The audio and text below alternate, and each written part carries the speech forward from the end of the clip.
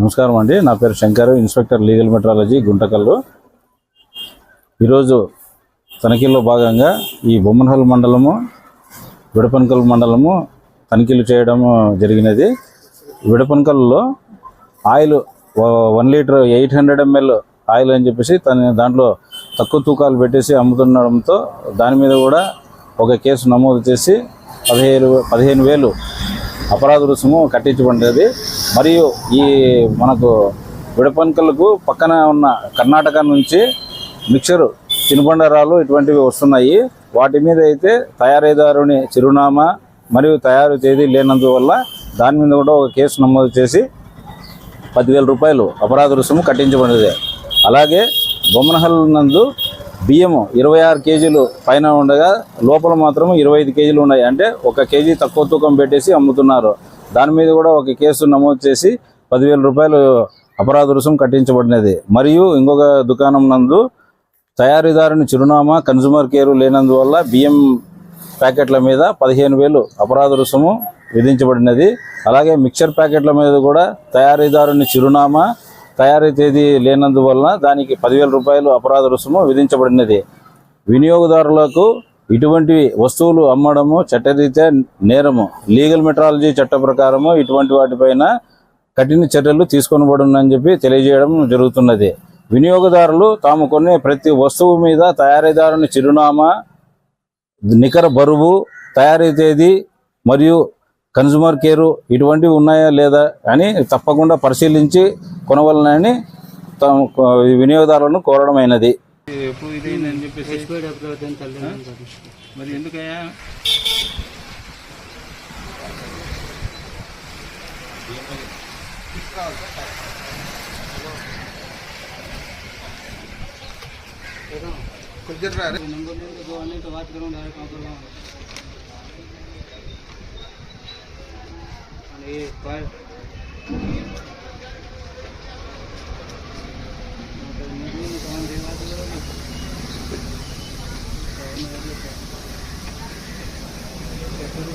दुकान का नाम क्या है? आर के यस सर।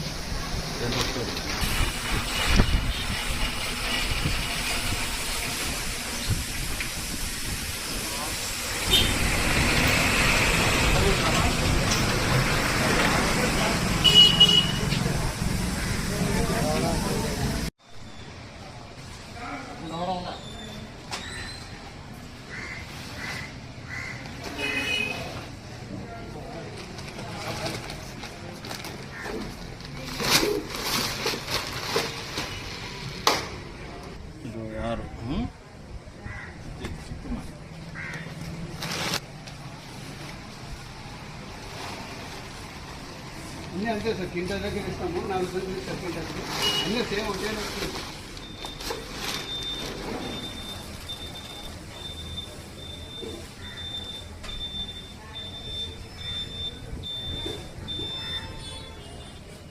ఇది 26 అనేది మనకు రావాలి బాగా.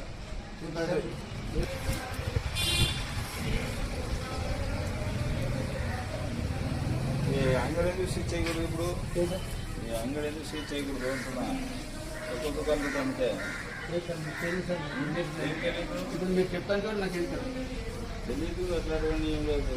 జనాలు యోగ్యం చెప్తూ మీరు ఎవరైనా అడగాలి సార్. 25 కేజీలకే మేము జనాలు ఇచ్చినా కూడా 25 కేజీలకి మీ ఆయన వచ్చి అడిగినా కూడా 25 కేజీలు అని చెప్పినాం సార్. అవన్నీ కుదరవు.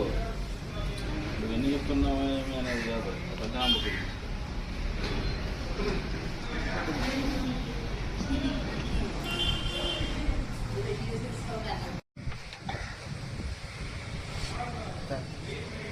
సార్ నాకు అది ఒక్కసారి